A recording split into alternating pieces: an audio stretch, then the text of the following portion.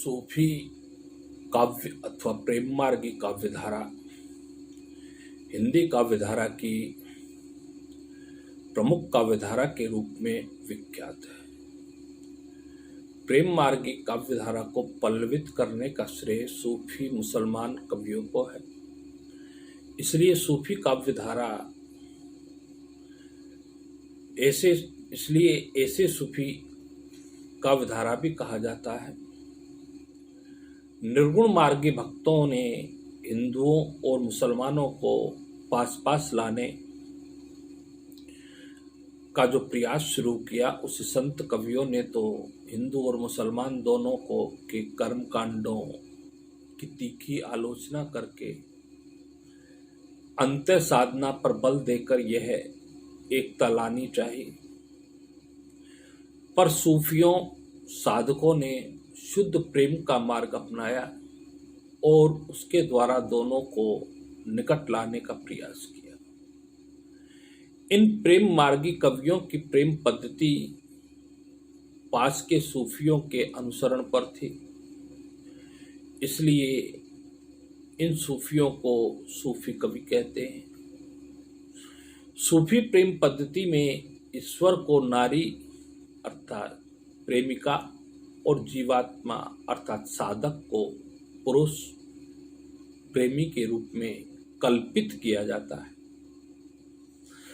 अतः यह पद्धति भारतीय भक्ति पद्धति से एकदम उल्टी है, जिसमें भक्त अपने को स्त्री रूप में और भगवान को पति के रूप में मानकर साधना करता है।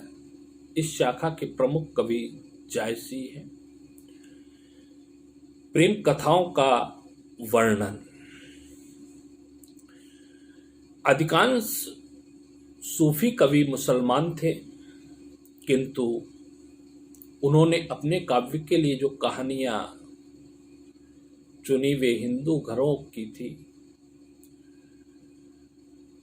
मृगावती, चित्रावती, मधुमालती, पद्मावती आदि सब हिंदू नारियां ही थी, जिनकी कथाएं इन काव्यों में वर्णित है। इस प्रकार इन कवियों ने हिंदू मुसलमानों को एक दूसरे के निकट लाकर अजनबीपन मिटाने का सफल प्रयास किया गया। हिंदू संस्कृति का चित्रण मुसलमान होते हुए भी इन कवियों ने हिंदू संस्कृति में और धर्म का सामान्य परिचय आवश्यक किया। इन्होंने हिंदू धर्म और सिद्धांत, उनके देवी देवताओं, रहन सहन, आचार विचार आदि का अपने काव्य में यथा समावेश किया है। हिंदू पात्रों में हिंदू आदर्शों की प्रतिष्ठापना की गई है। तीसरी बात, लौकिक प्रेम द्वारा अलौकिक प्रेम की व्यंजना इनके काव्य में हमें दिखाई पड़ती है। ये सभी कवि सूफी थे, इसलिए इन्होंने अपने धार्मिक सिद्धांतों का भी काव्यात्मक निरूपण किया। सूफी सिद्धांत के अनुसार लौकिक प्रेम के माध्यम से ही अलौकिक प्रेम की प्राप्ति संभव है। इन कवियों ने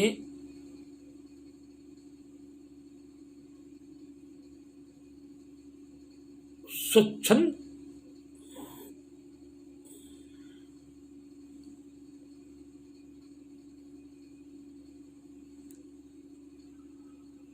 प्रेम की अभिव्यक्ति की, लेकिन सामाजिक मर्यादाओं का कहीं भी अतिक्रमण नहीं किया, क्योंकि इन गाथाओं द्वारा अलौकिक प्रेम की व्यंजना की गई।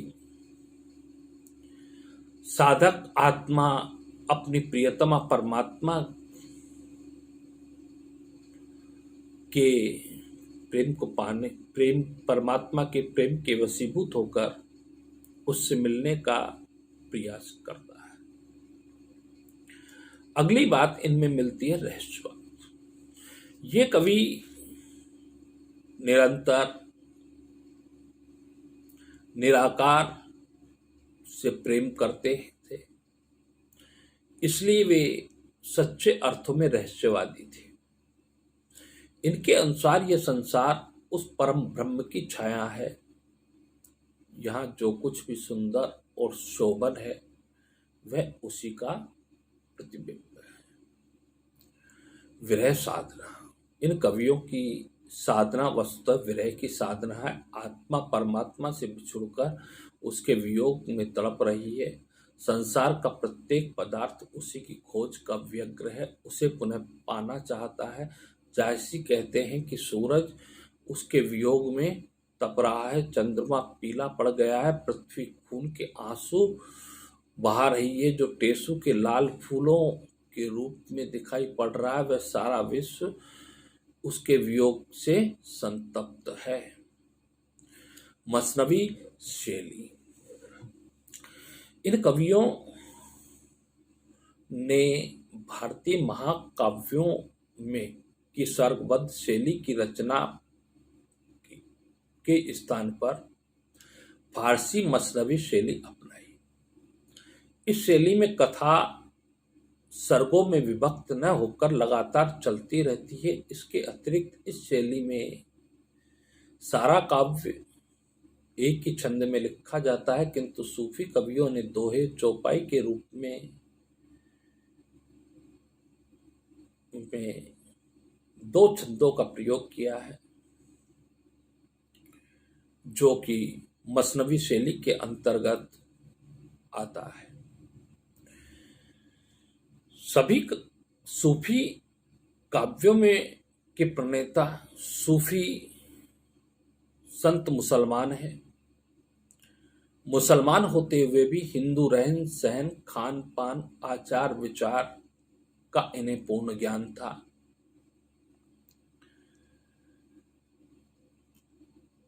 इसके साथ साथ हम देखते हैं कि भाषा के रूप में इन सभी कवियों ने पूर्वी अवधि का प्रयोग किया, जो पश्चिमी अवधि के अपेक्षा कम साहित्यिक व बोलचाल की भाषा के अधिक निकट होने से बड़ी सहज और मीठी है। छंद के रूप में इनके द्वारा दोहे चौपाई का प्रयोग बड़ा समीचीन है, क्योंकि अवधि के अपने छंद हैं, उनमें बहुत अपने छंद हैं जो उनमें बहुत फबते हैं। अलंकारों में इनके सबसे प्रिय अलंकार समासोक्ति और उत्प्रेक्षा हैं। इसके अतिरिक्त उपमा, रूपक, विरोधाभास आदि अलंकार भी बहुत सुंदर रूप से प्रयुक्त हुए। इस प्रकार कहा जा सकता है कि इन कवियों ने प्रेम की पीर के माध्यम से जो उत्कृष्ट काव्य प्रस्तुत किया, उसमें न केवल हिंदी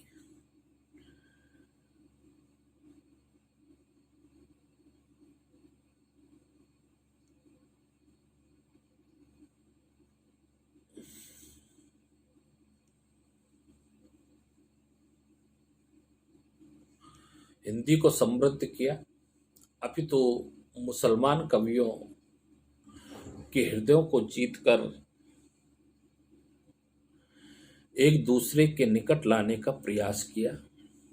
इस प्रकार हिंदी काव्य एक भारतीय समाज को इन कवियों का योगदान महत्वपूर्ण व सराहनीय है।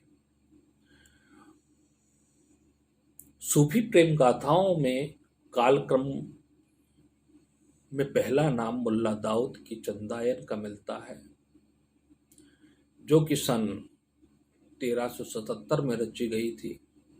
इसके अतिरिक्त प्रमुख अन्य सूफी कवि हैं मृगावती के रचयिता शेख कुतुबुन, मधुमालती के कवि मंजन, पद्मावत, आखरी कलाम, अखरावट के जायसी, चित्रावली के रचनाकार उस्मान आदि। मलिक मोहम्मद जायसी इस धारा के सर्वश्रेष्ठ कवि हैं, क्योंकि मलिक मोहम्मद जायसी कृत पद्मावत विश्व के प्रख्यात कवि, विश्व की प्रख्यात रचना है, कृति है, जिसके 12 मासा का वर्णन के बारे में आचार्य रामचंद्र शुक्ल ने लिखा है। कि ऐसा बारहमासे का वर्णन न अभी तक हुआ है और न आगे होने की संभावना है। अतः ये बारहमासे का वर्णन है वह सर्वश्रेष्ठ माना जाता है।